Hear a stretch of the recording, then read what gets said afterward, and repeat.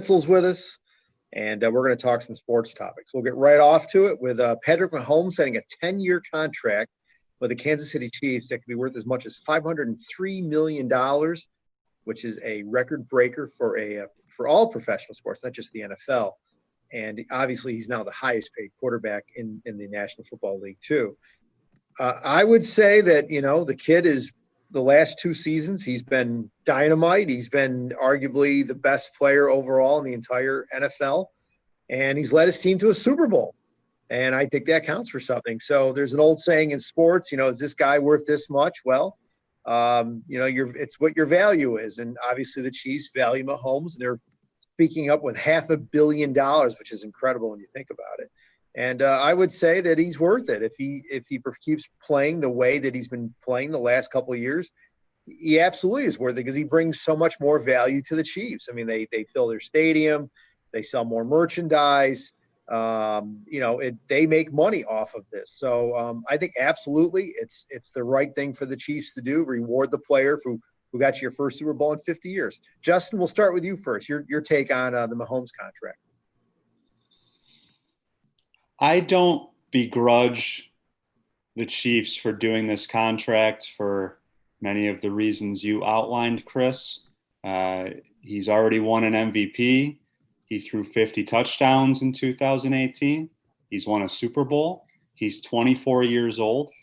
But I just want to caution people because there's been, even before this contract went through, there was a lot of people that are already counting up the amount of rings that the Kansas City Chiefs are going to win, as if they're like the Miami Heat.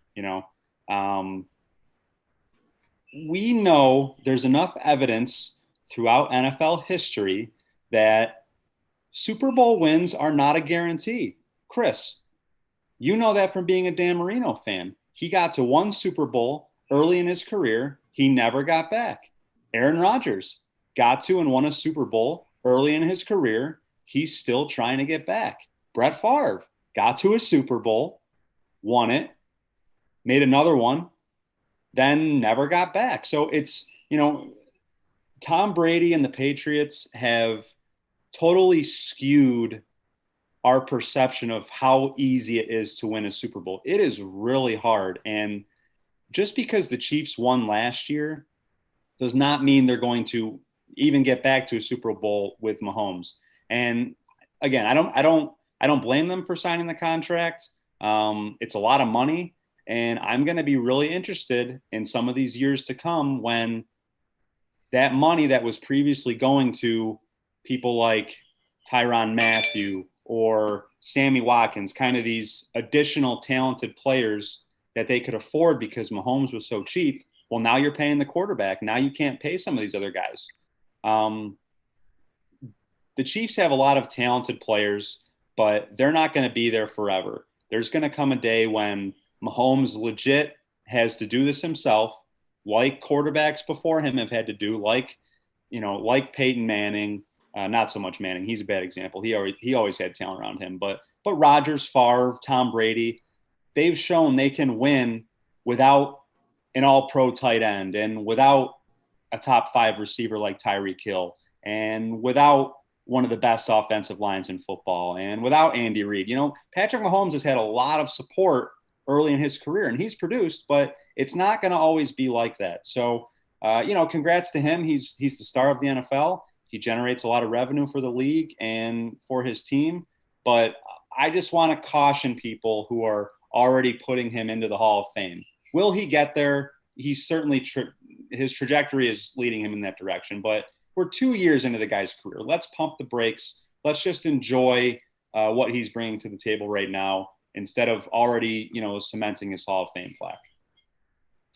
Robert, before we go to you, I just want to say it's nice to know that Justin has escaped the basement finally. So, still a basement blogger at heart. Hey, Ritz may be in the basement, but let's face it, Shira, you're the one always in the doghouse along your lakefront mansion there. So, oh boy. This will surprise no one who's watched this video. I agree with much of Ritz. I agree with much of what Rich said. Just wanted to add a couple of points.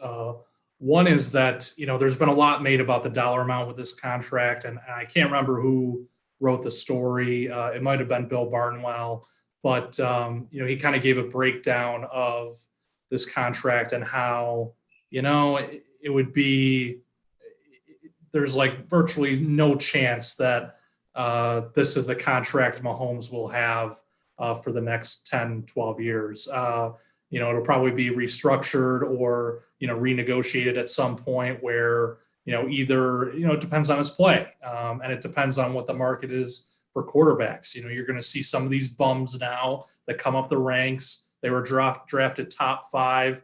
Maybe they won a playoff game once in their lousy careers, and they'll say, oh, I want 30 mil, $40 million myself. And so that's going to raise the price for a guy like Mahomes. So that, down the line, it might be a different story. So that's something to keep in mind. The other thing, and this is to piggyback on Ritz's point, is that, the Chiefs have been able, and teams in similar positions have been able to take advantage of this. You draft a quarterback who plays this well, and you really take advantage of being able to, pay him on his rookie deal. And then you have all this talent surrounding him. You have Travis Kelce, Tyreek Hill. Ritz mentioned my former boy, Sammy Watkins.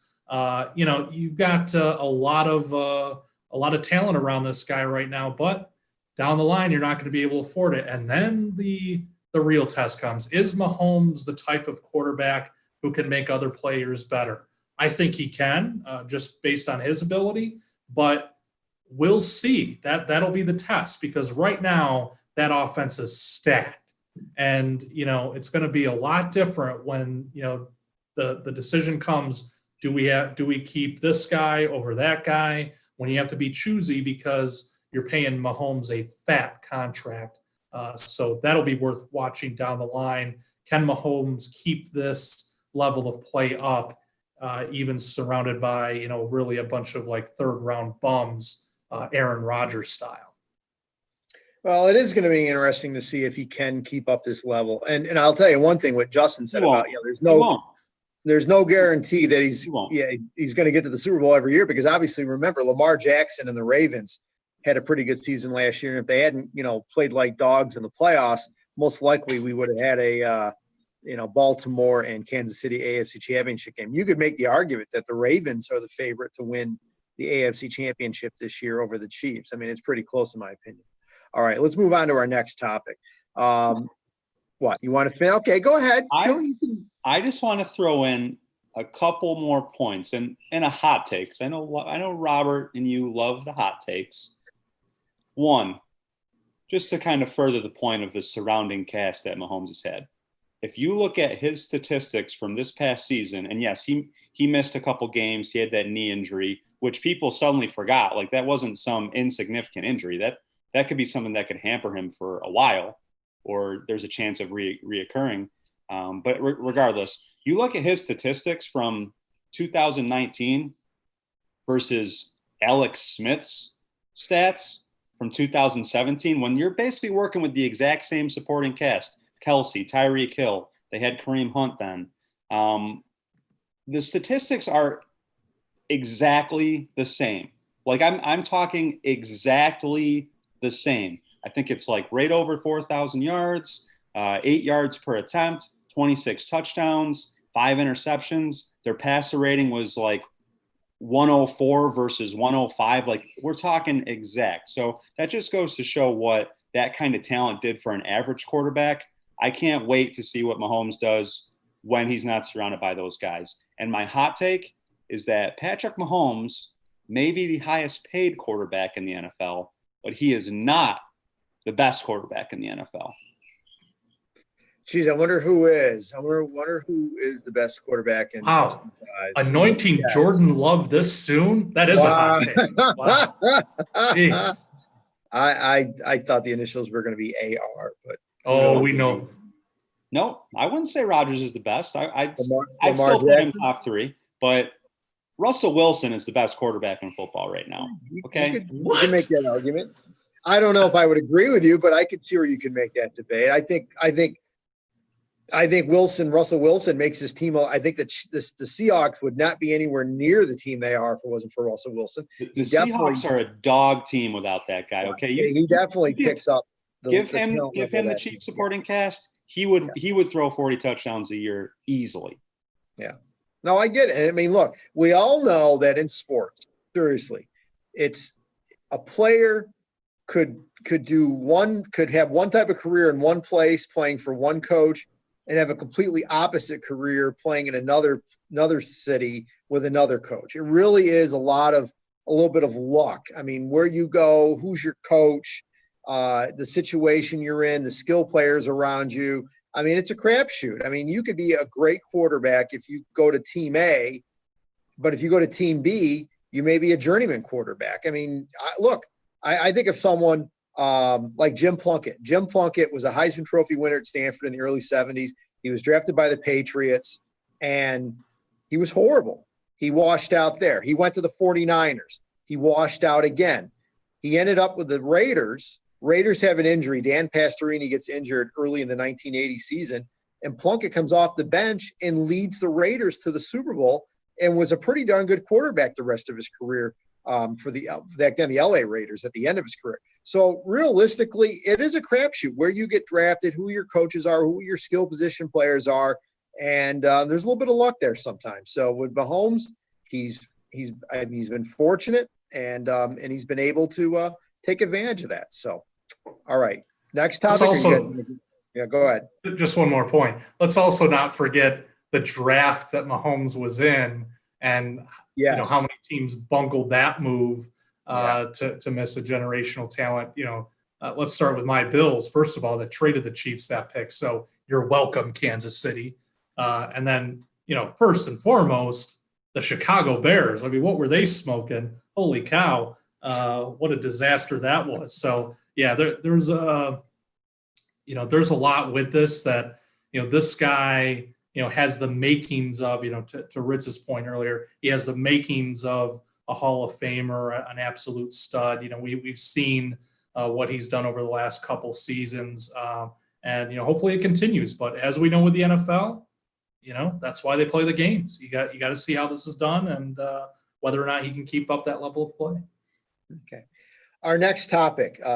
In the last week since we did our last video, there have been major developments on professional sports teams changing their names. Washington in the NFL, the Cleveland Indians in Major League Baseball.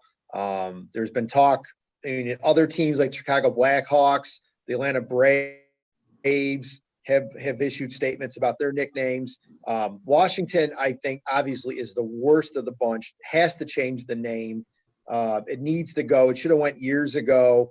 It needs to go. The Indians, I've never had an issue with the Cleveland Indians nickname. Now, as for their old logo, Chief Wahoo, yeah, that had to go, and they did get rid of it. Although they have to keep it in some small way to keep the copyright act, so no one else can make Chief Wahoo merchandise. So they did the right thing. Now, should they change the nickname in Cleveland? That's a good question. And personally, I hope they keep it, because I think if you have the right logo or, you're doing things tastefully, there's nothing wrong with having a nickname that pays tribute to Native American. Again, pays tribute to, not slanderizing or whatever, because as you know, we have nicknames on different ethnic groups, different, things like the Vikings, Yankees, the Fighting Irish. There's different nicknames that pay tribute to groups or areas, whatever you want to call it, that do it tastefully and are okay. The Indians' nickname to me is fine. The logo was what they get rid of, and they got rid of it. So if they don't change their name, I'm okay with it. Now, if they do, there's been talk going to the Spiders, which was the name of Cleveland's major league team back in the 19th century, which, by the way, I believe has the worst record in major league history by winning percentage. I think they won like 20 games or something like that. Rockers is a possibility. Obviously, the history of the Rock and Roll Hall of Fame in Cleveland. If the Indians feel like they want to change their name, that's their prerogative. They can do it, whatever they want. But I think if they keep Indians, if they, like I said, in a tasteful way, then there's no issue with that. And then you have the Braves, the Chiefs, the Blackhawks. All those nicknames you can make arguments for and against changing. The Braves used to have like a logo of a screaming Indian with like a mohawk. They got rid of that. The tomahawk chalk absolutely has to go. They're getting rid of it. That's fine. Is a tomahawk offensive? That's another good question, because obviously the Braves logo, the Braves classic uniform, which dates back to the late 1940s, has a tomahawk. Could you get rid of that? I could see that. The Braves have uniforms without the tomahawk, and they're fine. Braves can mean different things. Okay. Again, it's doing things tastefully. It's doing things with respect. We all know that in college sports, Florida State and Utah have Native American tribal names, the Seminoles and the Utes. They have actually been approved by the tribes whose names they've used, so they're okay to use. So again, there are precedents for Native Americans approving of nicknames that are done tastefully, are done that actually do honor. And then, like I said, the Washington nickname has to change. It should be gone. It needs to be changed immediately. That's it. Robert, I'll let you go first. Your take on what's been going on the last week.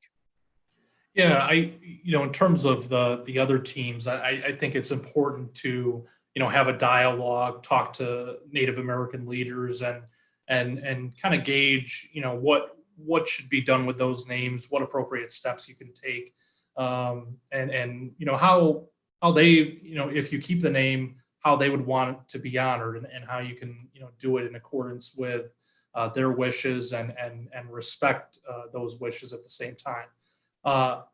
Look, the Washington name is outrageous. It always has been. I wrote about this back in 2013, and I remember the reaction to it.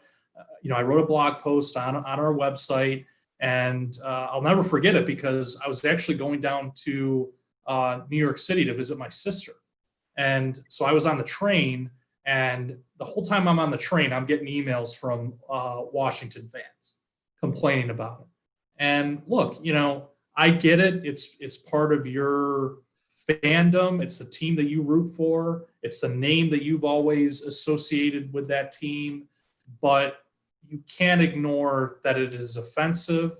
It's a racist slur, and changing it is the right thing to do. And not to mention, we're in America.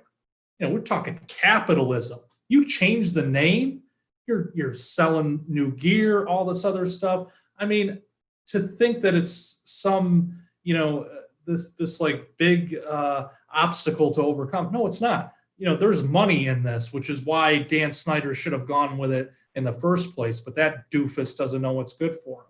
So, I think really that's the big issue. Have a dialogue. And Washington, as they explore a new name, should have a dialogue as well to figure out. And it sounds like they are having those conversations to figure out what the best direction is, because you're in Washington, the nation's capital, a lot of options there. So we'll see what happens. But yeah, for the other teams, the Cleveland Indians we mentioned, have a conversation, see what the best direction is.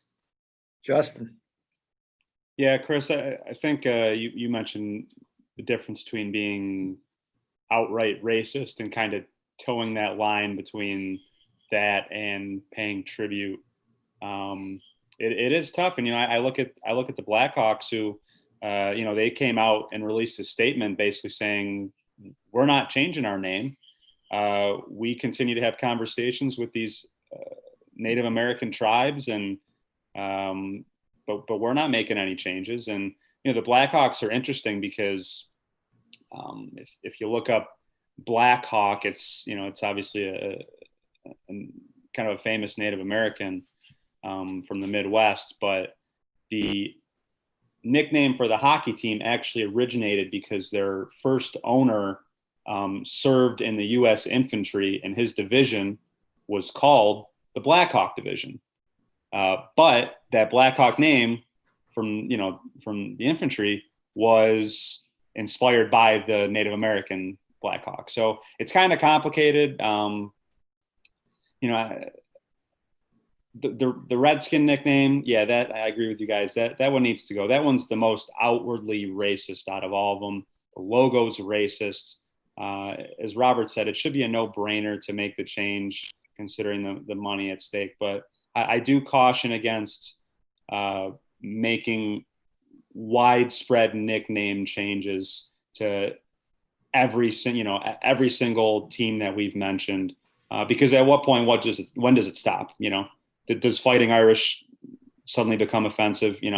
I don't know. I think we need to stop being so sensitive about certain stuff and just let's target the names that are actually racist versus the ones that could be considered paying some kind of tribute. And let's commend the organizations that are communicating with Native Americans and all that. So we'll see. I'll be interested to see what Washington does with its team name. There seems to be quite a few good choices out there. So we'll see if Dan Snyder, for once in his life, makes a good decision. It's going to change because, I mean, look, you've got the Washington ownership group. Two of the minority owners want to sell their parts of the team. You can no longer buy the merchandise on Walmart's website. You can't buy it on Nike's website. FedEx, whose founder and CEO is also a part owner, Fred Smith who's obviously his company has the name on the stadium, has said that they're not happy with it and they want it changed. So, I mean, ultimately, as we all know, guys, money is the biggest motivating factor in any of these decisions. And Dan Snyder will have to change the name because it's going to cost him money. And that's not the way to run a business. And he's going to have to change it because of that. That being said, there are some good choices. And I think a dialogue is important. But I will disagree with you on one thing, Justin. The logo, the Washington logo, I don't have an issue with because it is a dignified portrait of a Native American. It's not Chief Wahoo. It's not the Atlanta Braves old logo. It is a very dignified logo. If they want to keep that, I don't have an issue with that. If they change it, then that's fine. If they change the nickname, then they need a new logo. That's fine too. But I always thought that the logo on the helmet was a very dignified portrait of a Native American, and there was nothing wrong with it. So I'll disagree with you on that one, but everybody sees things differently. So, all right, you guys, anything else on this one? Dolphins have a very dignified portrait of a dolphin, but everything about that franchise offends me. I'll be honest with you. I have issues with that logo, but that's for another video. And this is coming from the guy who was wearing a hat about meat packing. So, because that's where your team's nickname came from, meat packing. So, it's a cool nickname, no doubt about it. All right, our last explaining it to me. Yes, well, I know you already know it. So, anyways, our last topic. As we all know, MLB, they're training. It's summer training or summer camp as they're using in their promotional material. The NBA is I guess in Orlando at Disney World, although it's not the experience you usually get at Disney World. The NHL training camps are getting ready to resume pretty soon, I believe, Justin. Is that correct? They're getting close. So the question is if these teams are actually able to complete their seasons and for MLB actually start their season, should their champions have asterisks before their names in the record books? I would say for the NBA and the NHL, no asterisks are needed. They did complete a good chunk of their seasons before the pandemic started. Even though the playoff formats are going to be different than usual, I would say arguably that the NBA and NHL champions are legit. You can't take anything away from them. MLB, that's a tough one because they're only playing 60 games, and the playoff system is going to be radically different than what it usually is. There's going to be more teams in the playoffs. That one, I think you could put an asterisk next to it. I mean, not even playing 80 games, which is half a season, and the fact that arguably playing in a pandemic, it's not like this pandemic's over and everything is going to be smooth and no issues. MLB, there are going to be major issues, okay? Number one, and I've said this to Robert, I will be surprised if they actually start the season. I really will be. I think there's going to be a lot of outbreaks of COVID in these MLB training camps between now and 2 weeks from now when the season's supposed to start. I don't know if they're going to be able to start, or if they do, I think you're going to have outbreaks and it's not going to be completed. So realistically, I don't think you're even going to have to worry about that, because I don't think there is going to be an MLB champion in 2020. As much as I hate to say that, because I do want to see a season. But for the NBA and the NHL, absolutely no asterisk. These guys, their teams are legit champs. Robert, your take on this? This is a tough one. For baseball, I don't think they changed the playoff format for baseball. I think they're keeping Oh, the okay, one. they are keeping it. Okay. Yeah, I think they're keeping what they had. The only change, obviously, being the regular season schedule. I don't have a problem with that. I know that there's talk of, there's always talk about asterisks in baseball. And, I think if you're going to put an asterisk on this champion, you better put on the one for 3 years ago. That's all I got to say about that. Now, NBA, NHL, that to me is different because they did change the structure. Really, you look at what the NHL and NBA are doing with, especially on the NHL side, this kind of tournament style setup, that would take you, kind of playing games and then, going based on, 16 games. They didn't finish the regular season, obviously. So it's a little bit different. Same thing with basketball. They didn't finish the regular season. They're just doing it based off of win percentage from when play stopped. And then you have this setup. But do you want to put an asterisk on it? That's a tough one for me. I think that really, this is, these are different times. This is not what they plan to do. They played a bulk of their season.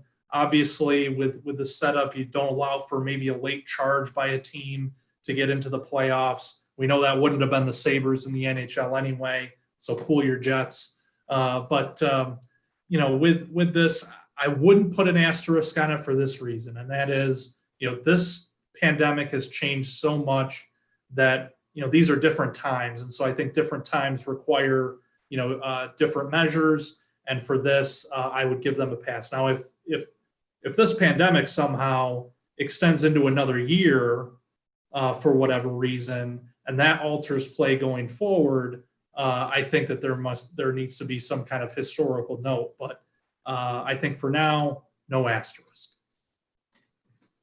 All right, Justin.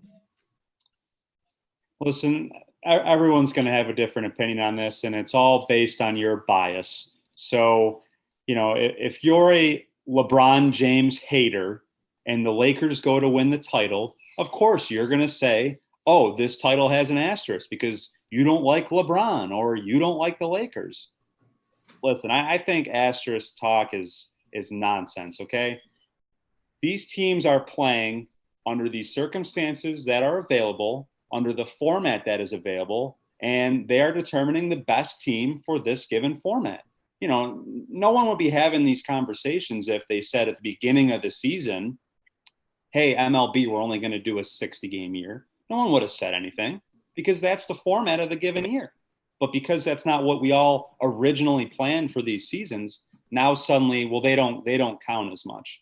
Listen, if you want to start awarding asterisks to championship teams, let's start with all those World Series champions who didn't have to play several rounds in the playoffs. They just got to go straight to the World Series because they won their league.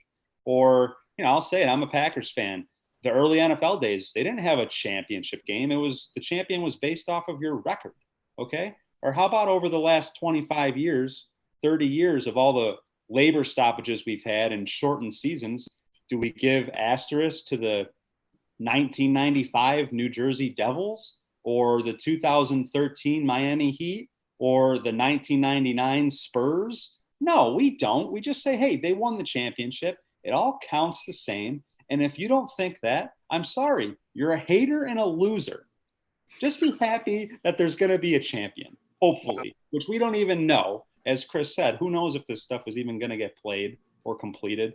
Just enjoy it and let the cards fall as they may. Yeah, I agree with you, Justin. And I think back to 1981 with the baseball strike, which started the middle of June, and the season didn't resume until like the second week of August. So realistically, they missed a good chunk of the season, and they had split seasons. They had division winners, facing off against each other, and it was an expanded playoff system.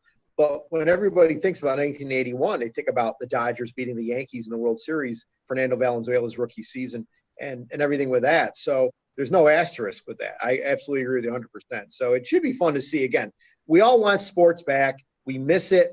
We want to see games resume, but we're realists. We understand the world we live in, that this is a pandemic. This virus is not going away. If anything, it's getting a lot worse in certain areas of the country, especially Florida, where the NBA is, and obviously a lot of big league cities in Los Angeles, Southern California, Texas, Florida. I mean, who knows if we're going to be able to actually get a season going in baseball. That being said, we want a baseball season. We want to see Tim LeCastro play for the Diamondbacks. We want to see the Yankees and the Mets play.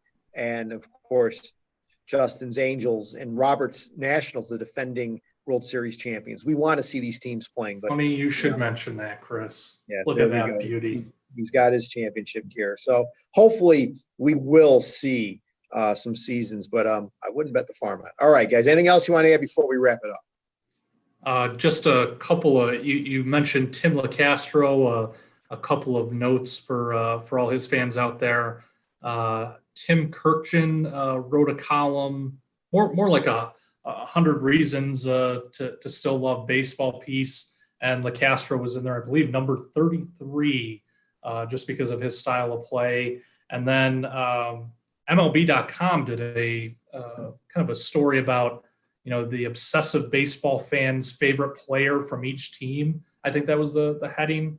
And the different players who aren't stars necessarily, but they make exciting plays. And for the Diamondbacks, LeCastro was featured there. So a couple pieces if you're looking for those, MLB.com and ESPN.com. Check those out. I think you'll enjoy them. All right. Justin, anything else you want to add? Are you done? Well, I'll just say that as skeptical as I am about MLB completing the season and even getting to the postseason, my excitement took a bit of a hit earlier this week when Mike Trout said he's not sure if he's going to start or finish the season because his wife is due to give birth to their child. And obviously, I don't blame him, if he feels his family's health and safety is number one. Hey, 100% behind you, buddy. If you don't feel you want to play this season, or for any player that doesn't want to play this season and risk their health or their family's health, 100% behind you. But man, that Angels lineup would be looking good at full strength, and I would be heartbroken if one of those guys doesn't play. But hey, it is what it is, and good thing about sports is there's always next year. Except for maybe during the coronavirus pandemic. Maybe there won't be next year, but yeah, we don't know. So, all right, guys, then that's it then. We appreciate everybody joining us for this video, and we'll see you next week, Wednesday.